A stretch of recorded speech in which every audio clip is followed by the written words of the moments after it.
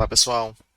Vamos estudar nessa lição a análise dimensional aplicada ao fenômeno de transferência de calor por convecção, certo? A análise dimensional, pessoal, consiste, essencialmente no desenvolvimento, na criação, no desenvolvimento de grupos adimensionais,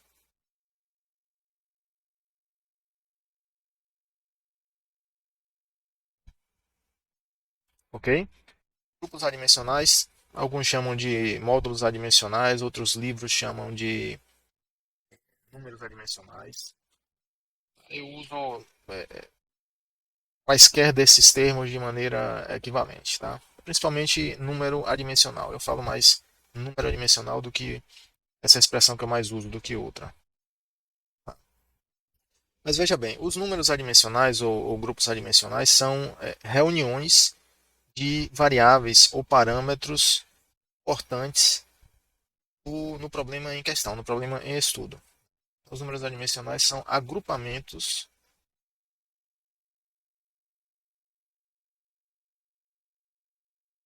de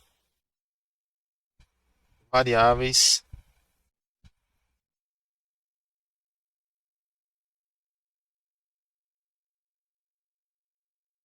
ou parâmetros, se quiser chamar assim, relevantes ao problema, relevantes para o problema, relevantes,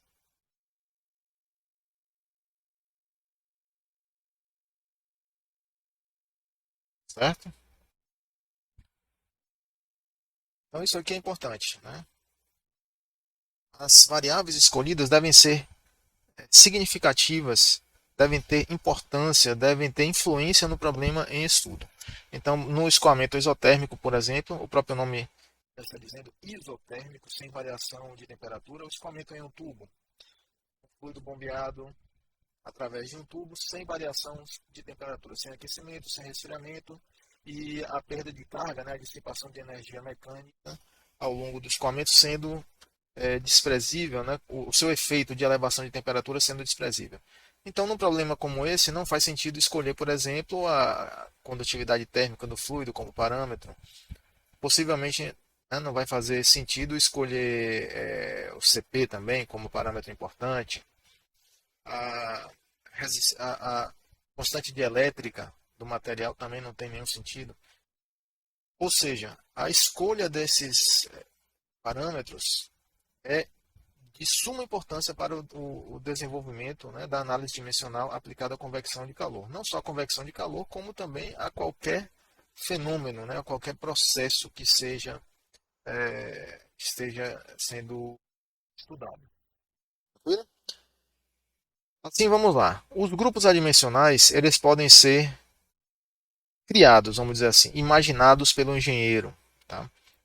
São agrupamentos, conjuntos de variáveis e parâmetros que o engenheiro imaginou ali, juntou aquelas variáveis, fez o produto delas, o produto é a divisão, e deu um resultado adimensional. Ok, foi criado um grupo adimensional. É possível criar grupos dessa maneira, sim. Porém, é uma situação mais afeita, é um método mais afeito a problemas simples, com poucas variáveis envolvidas, possivelmente poucos grupos adimensionais importantes para o problema, e também poucas dimensões físicas, tipo comprimento, tempo, temperatura, etc. Então dá para criar esses grupos adimensionais de uma forma imaginativa, de uma forma intuitiva, dá sim. Porém, a gente aprende, já lá em Fenômenos 1, o método sistemático para a criação desses grupos, que alguns livros chamam de teorema ou método, teorema dos pi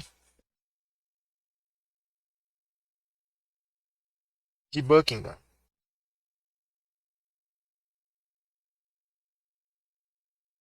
certo? O teorema dos pi de Buckingham é um método analítico, é um método sistemático, ele é composto por etapas, tem uma rotina definida que nós vamos seguindo e vai nos levar a um conjunto de números adimensionais, que supostamente devem ser importantes para o problema que estamos estudando. Tranquilo? Então, não vou relembrar toda, não cabe aqui, né, passar no detalhe toda a sistemática do teorema dos π, mas eu vou relembrar alguns pontos na aplicação aqui à transferência de calor convecção. Ok? Então vamos iniciar com um caso específico, né? Convecção forçada em tubo, em um tubo. Ok? Vamos pegar esse caso e tentar derivar números adimensionais importantes para esse problema. Então nós temos um fluido passando aqui, ó, e digamos a temperatura Ts, diferente da temperatura T infinito aqui do fluido na entrada. Se o fluido estiver mais frio do que a temperatura da parede, né? Ts é maior, então haverá uma transferência de calor para o órgão e o fluido será aquecido à medida que ele se move no interior do tubo. Pronto, temos aí o nosso problema. Quais são as etapas que devemos seguir? Né? Propor parâmetros importantes, parâmetros ou variáveis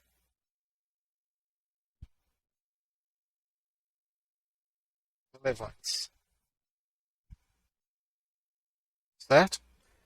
Às vezes, pessoal, veja só, o método é sistemático, que tem uma rotina, né, pré-definida, porém há etapas que são completamente vagas, na verdade. Né? Por exemplo, essa etapa aqui ela é muito vaga. Por que ela é vaga? Porque não há um indicativo para ele escolher esses parâmetros relevantes. Ele precisa usar o julgamento de engenharia dele para poder escolher esses parâmetros. Por exemplo, a geometria. A geometria geralmente é importante na convecção, não só na convecção, na transferência de momento, também na transferência de massa. Então, o que caracteriza a geometria de um tubo? Nós temos o diâmetro dele, temos o comprimento também.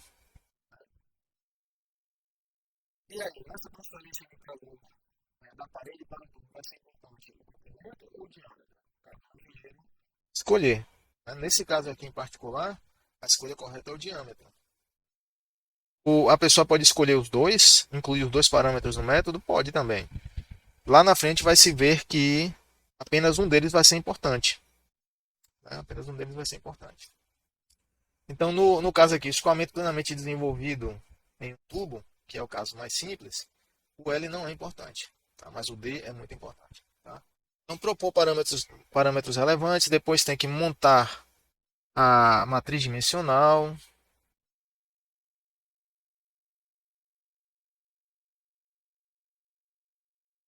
determinar os graus de liberdade, que vai dar o número de grupos, né, adimensionais criados, e resolver o sistema, né, de expoentes. Resolver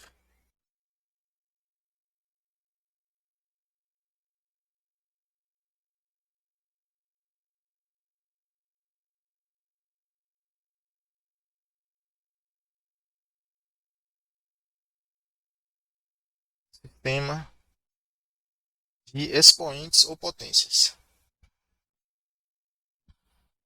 Certo? Além disso, temos que selecionar núcleo de parâmetros.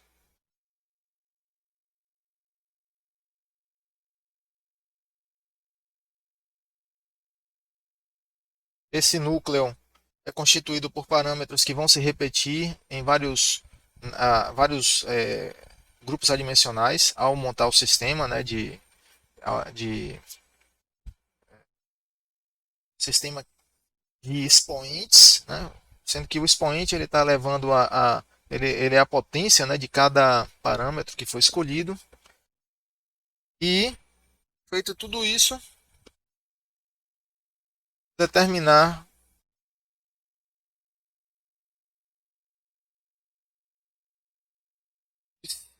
números ou grupos adimensionais.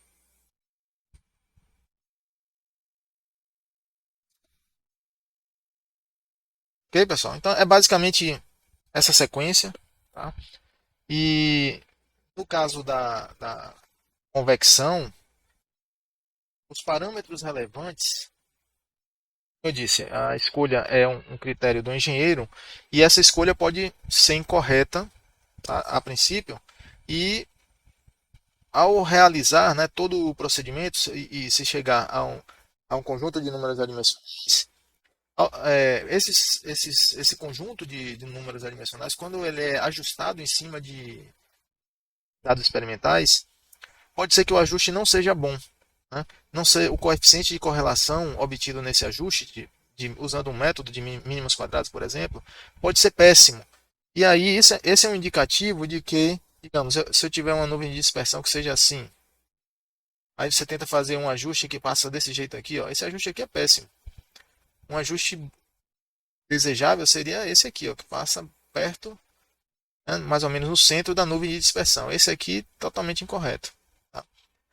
E a escolha desses números adimensionais, a escolha dos parâmetros, pode levar a números adimensionais que não produzam uma boa correlação dos dados experimentais. Então vamos lá. No caso da transferência de calor por convecção, as variáveis importantes, né, são diâmetro. Diâmetro é importante, como eu acabei de falar, né? As propriedades do fluido, quais são as importantes? Movimento, possivelmente, convecção está ligada a movimento, a mais específica é inércia, né? Uma medida da inércia é importante. A viscosidade é a dissipação ela está ligada ao atrito, né? Dissipação de energia mecânica decorrente do movimento do atrito existente ali ao ocorrer o movimento, o deslocamento do fluido. CP, capacidade térmica é importante. Condutividade térmica importa na convecção? Possivelmente, né? Porque a convecção não é condução com movimento, condução concomitantemente com o movimento do fluido, movimento macroscópico, então o K é importante. E a velocidade? A velocidade é o movimento do fluido. Tá? E quem é que nós queremos descobrir? Nosso problema todo no estudo da convecção é descobrir o H. O H nos permite calcular a taxa pela lei de Newton do resfriamento. Ok? Então vejam só, temos aqui 1, 2, 3, 4, 5, 6, 7 parâmetros que são considerados importantes. Poderia incluir outros? Poderia. Eu estou seguindo já o caminho, né, que é o caminho que leva ao resultado correto. Certamente, quando a metodologia foi aplicada na primeira vez, ela foi tentada, né, tentada e tentada e tentada de novo, até que o resultado fosse um resultado bem sucedido. Inclusive na escolha aqui desses parâmetros, né, dessas propriedades físicas e geométricas importantes para o problema. Tranquilo? Quais são as dimensões aqui? Se nós listarmos as dimensões para todas essas variáveis, nós vamos ter a dimensão de comprimento, vamos ter massa, tempo, temperatura e Joule ou BTU aí, energia, né? Calor, tá? Preste atenção que o calor não é unidade básica, né? Não é unidade básica ou fundamental. Só. Curioso, né? Porque quando a gente aplica o teorema dos pi, geralmente as unidades que são utilizadas, né, na matriz dimensional são unidades básicas, é metro, é segundo, é quilograma, tá? Mas é possível, né, usar uma unidade que não seja básica?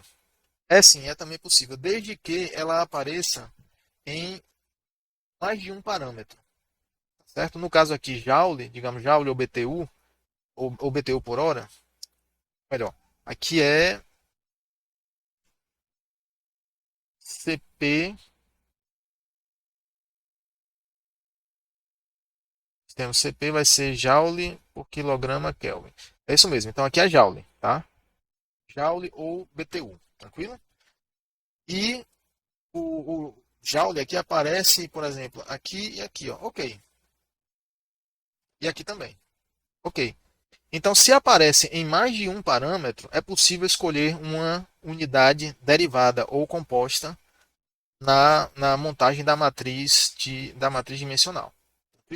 Por que é possível? Porque o próprio teorema dos π vai juntar, vai agrupar esses parâmetros de maneira a cancelar as unidades e formar o grupo adimensional. O problema é quando só existe um parâmetro com essa unidade composta e aí, meu amigo, não tem ninguém para cancelar. De maneira que a aplicação do teorema dos π vai falhar. Tá claro aí? Tudo bem. Então, seguinte.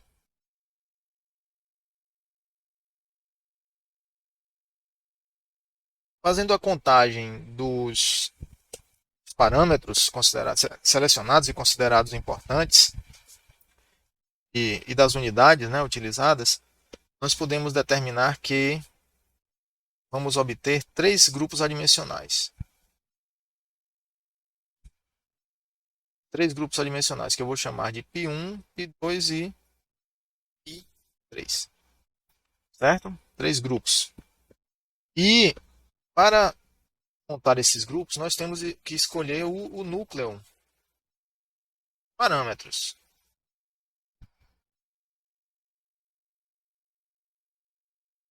Tá? O núcleo de parâmetros que eu vou escolher aqui já é um núcleo que vai levar ao resultado correto, tá? Ao resultado esperado. A escolha desse núcleo de parâmetros também é outra etapa vaga do método. Tá? Por que é vaga? Porque quem está aplicando o método pode escolher outro núcleo. Né? Pode escolher outro núcleo que vai levar a outros grupos adimensionais até. Certo? Mas a escolha que vai levar aos grupos esperados que eu vou mostrar para vocês é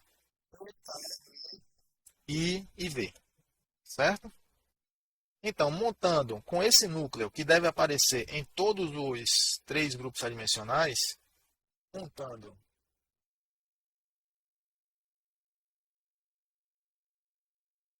os grupos, temos, nós vamos ter π1 será igual a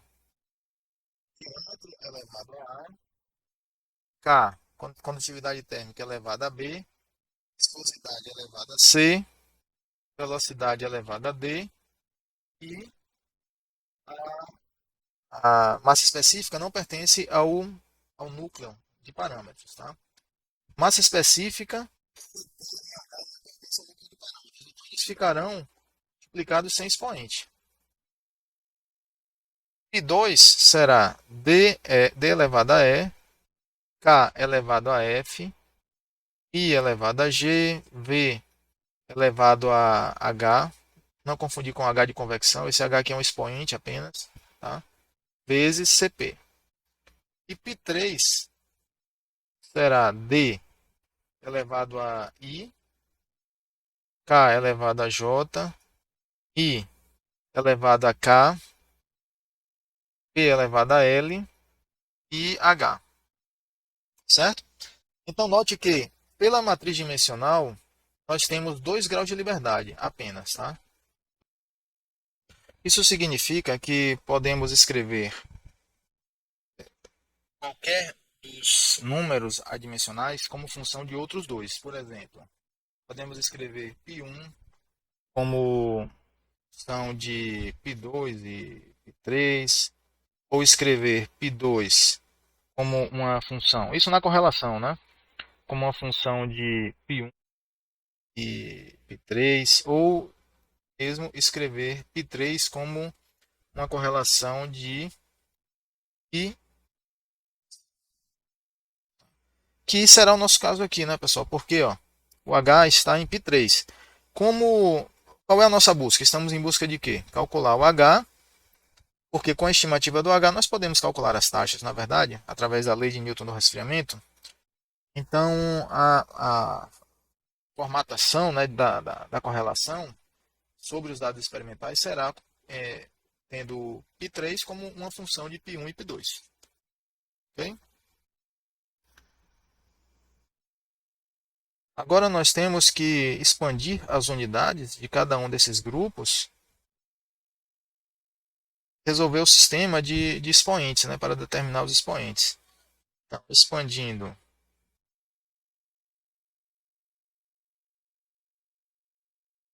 as unidades,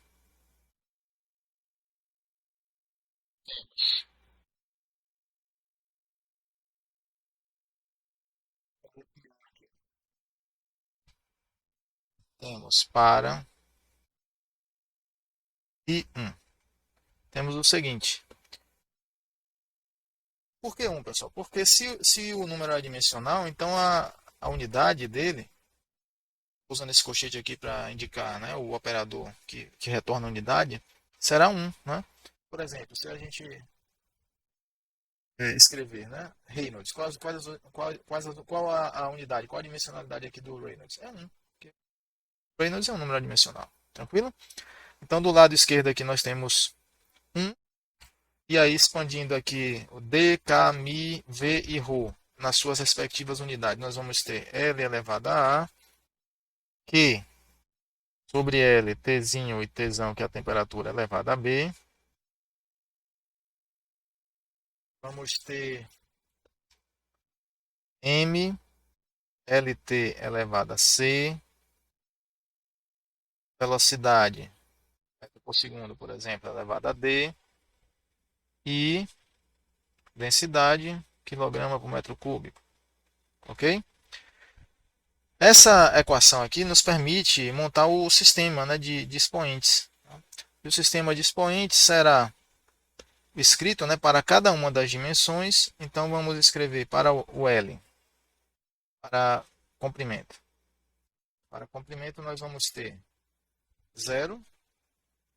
Por que 0? Porque se aqui é 1, pessoal, aqui esse 1 é igual a L elevado a 0, vezes Q elevado a 0, vezes Tzinho elevado a 0, vezes Tzão elevado a 0.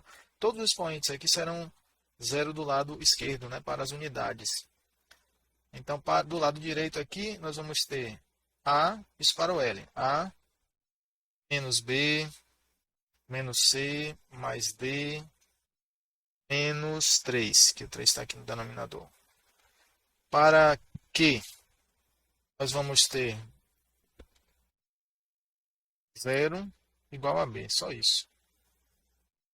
Só aqui no numerador. Tzinho, nós vamos ter 0 igual a menos B menos C menos D. E Tzão 0 igual a menos B, que ele só aparece aqui no denominador.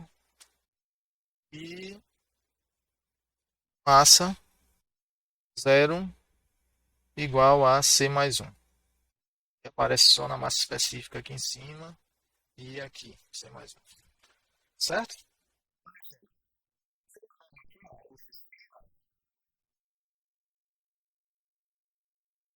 Obtemos, resolvendo o sistema, obtemos que a resolução simples, tá? Um sistema simples de ser resolvido, nós vamos obter. Você pode resolver por substituição, né, direta. A igual a 1, B é 0, C menos 1 e D 1 é igual a 1. Isso implica que o grupo I1 será dv ρ sobre μ. Olha que interessante, pessoal. Quem é esse número adimensional aqui? Quem?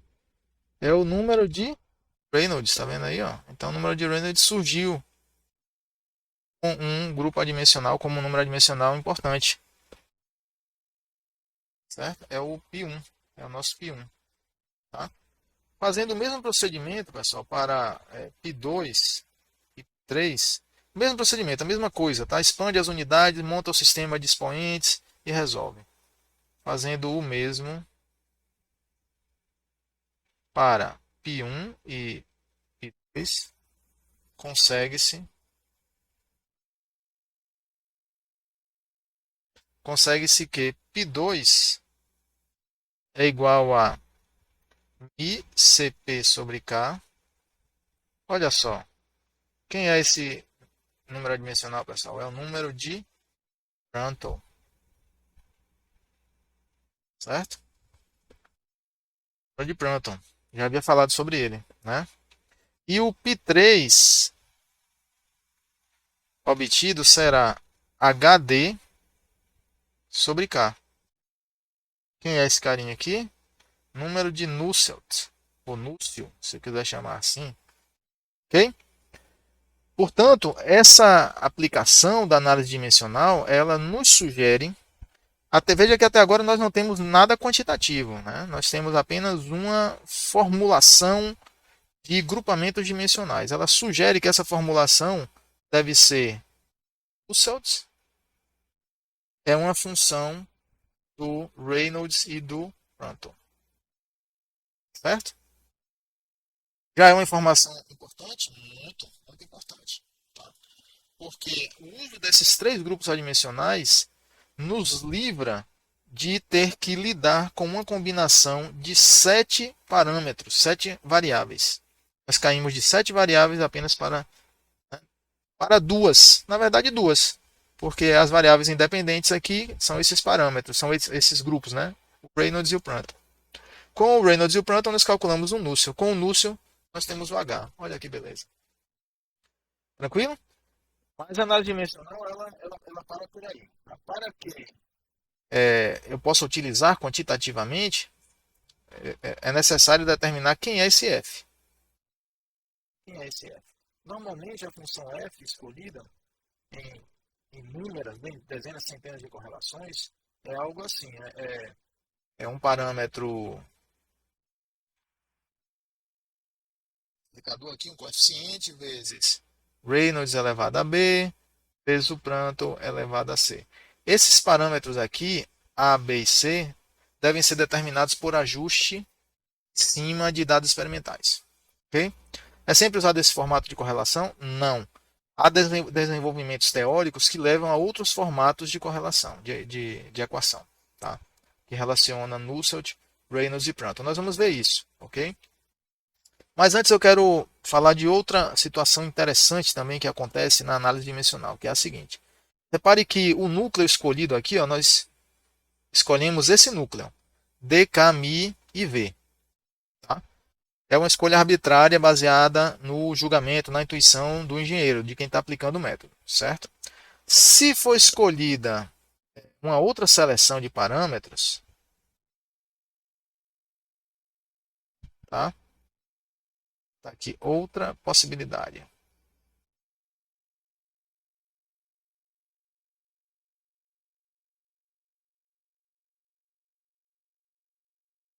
De aplicação.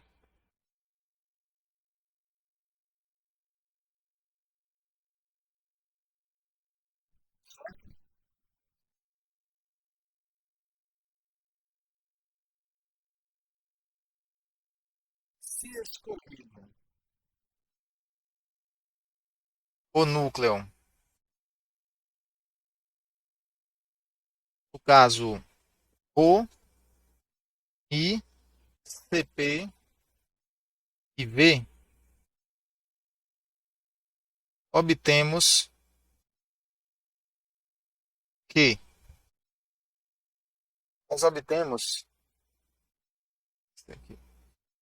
que, olha só, I1 será o número de Reynolds, ok, tranquilo aqui, já foi o que obtivemos. P2 também será obtido como número de Prandtl, certo? Mas o P3 tem novidade. Né? O P3 obtido é esse número aqui, esse grupo aqui, ó. H dividido por ρ VCP. Olha só.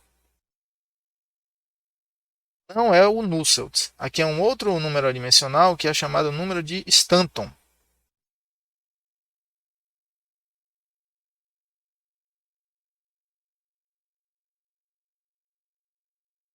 Ok? Número de Stanton. O número de Stanton também é usado em correlações de transferência de calor por convecção, tá?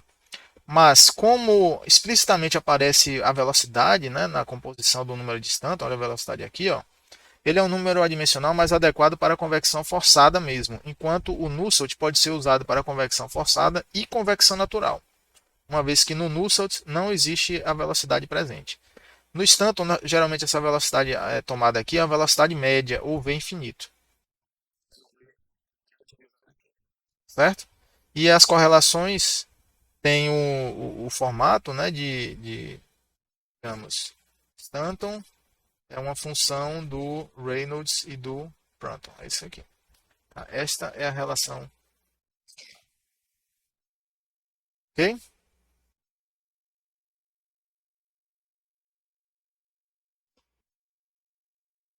Vamos ver agora a convecção natural.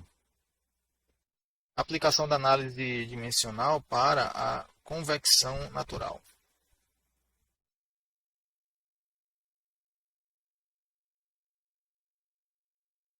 Certo? Na convecção natural, pessoal, é preciso lembrar o seguinte. Quando nós temos convecção natural, vamos pegar aqui uma panela com água sendo aquecida ao fogo. Tá? A chama vai aquecer a água aqui dentro, ó, e porções de água mais próximas da chapa, né, de aquecimento terão, apesar da mistura, né, que vai acontecer, terão uma temperatura levemente superior a porções de água mais afastadas. É bem razoável você assumir essa física. Tá? E aí o que é que acontece? Se a temperatura aqui é maior perto da chapa, haverá uma redução da densidade. A água vai ficar mais leve, entre aspas. Né? É um efeito balão aqui, ó, e vai atuar, devido a essa menor densidade, uma força de empuxo ascendente. Certo? Essas moléculas de água, essas porções, fica melhor, porções de água, esses pacotes de água, tenderão a subir e a água mais pesada, mais densa, vai descer. Tá? Quando essas tendências se organizam de subida e descida, vão acabar se formando as correntes de convecção, aqui no caso. Tá? Direcionar, colocar descendo aqui perto da parede, porque a parede é fria, vai tender a haver o resfriamento pelo ar e uma corrente descendente deve se formar próxima da parede. E aqui uma corrente ascendente no centro. Não é uma força externa, não é um motor que causa esse movimento. Se eu pegar uma colher e descer aqui, já deixou de ser convecção natural e convecção forçada. A convecção natural é caracterizada pelo movimento provocado devido à própria transferência de calor, sem nenhuma atuação externa. Certo? E nesse caso, a força de empuxo ela é muito importante. Tá? A força de empuxo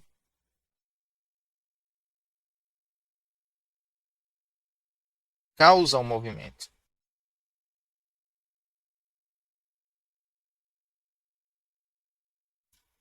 Viram?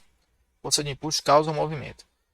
E essa força de empuxo aparece devido à dilatação térmica, né? A expansão térmica do fluido, que pode ser equacionada assim, ó. Rho igual a ρ0, um valor de referência, né? Vezes 1 menos beta delta t. Delta t. Aonde esse ΔT é o coeficiente de expansão térmica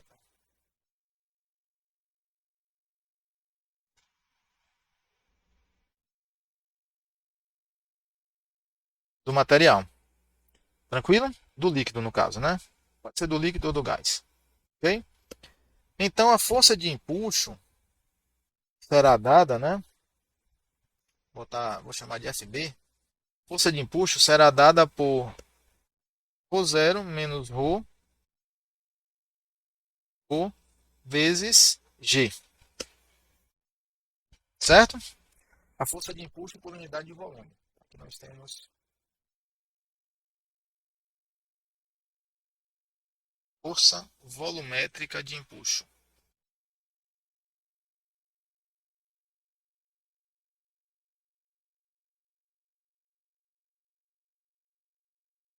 ok?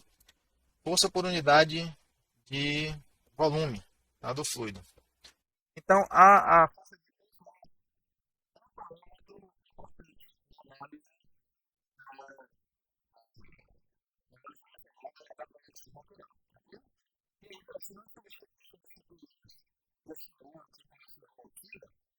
por aquela equação,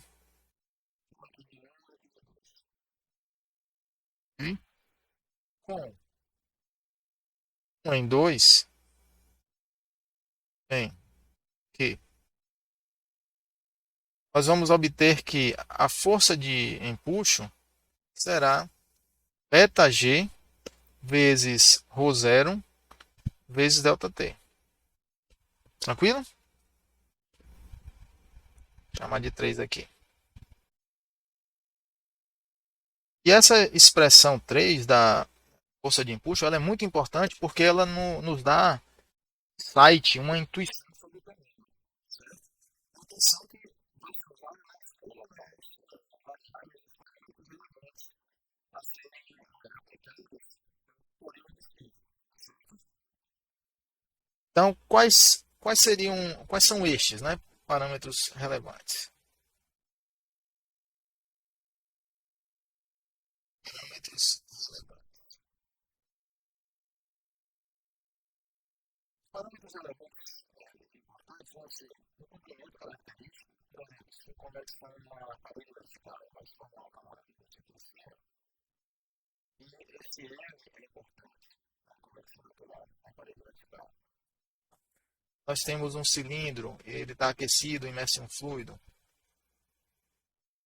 Diâmetro será o comprimento importante, né, o comprimento relevante. Algum comprimento característico do problema. Então, já vou incluir comprimento aqui. Massa específica do fluido, μ também, Cp, propriedades físicas que foram importantes na convecção forçada, não é isso? K também vai ser importante. Só que agora, ó, eu vou incluir o coeficiente de expansão térmica, beta, vou incluir. A gravidade aparece aqui, ó, deve ser importante também a gravidade. Sem gravidade não há convecção natural, sem aceleração gravitacional. O ΔT também, o ΔT vai ser importante. Tá? E por último, o nosso, né, o parâmetro aqui, que é o tesouro. Né? A busca é para encontrá-lo, é o H. Tá? Então nós temos 1, 2, 3, 4, 5, 6, 7, 8, 9 parâmetros relevantes, aí, supostamente relevantes, para a transferência de calor por convecção natural. Selecionando o núcleo como sendo L, I, K, G, eta, e aplicando o teorema dos π, nós vamos obter 4 grupos adimensionais. π1 Prandtl, μCp sobre K,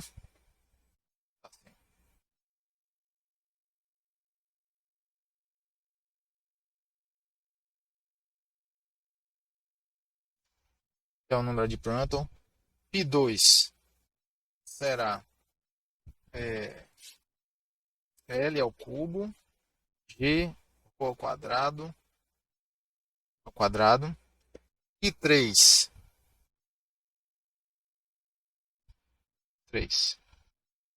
igual a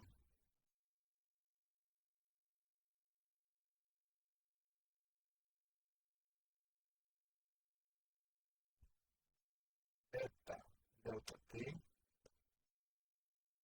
e o π4 será o número de Nusselt, HL sobre K. Temos o Nusselt, número de Prandtl. E aí acontece algo interessante nesse caso, pessoal, porque o produto, né, de π2 e π3, já que π2 é adimensional e π3 é adimensional, então π2 vezes π3 será um número adimensional. Correto? Então faz sentido nesse caso, já que eu teria que escrever uma função tipo dizer aqui Nusselt igual a uma função de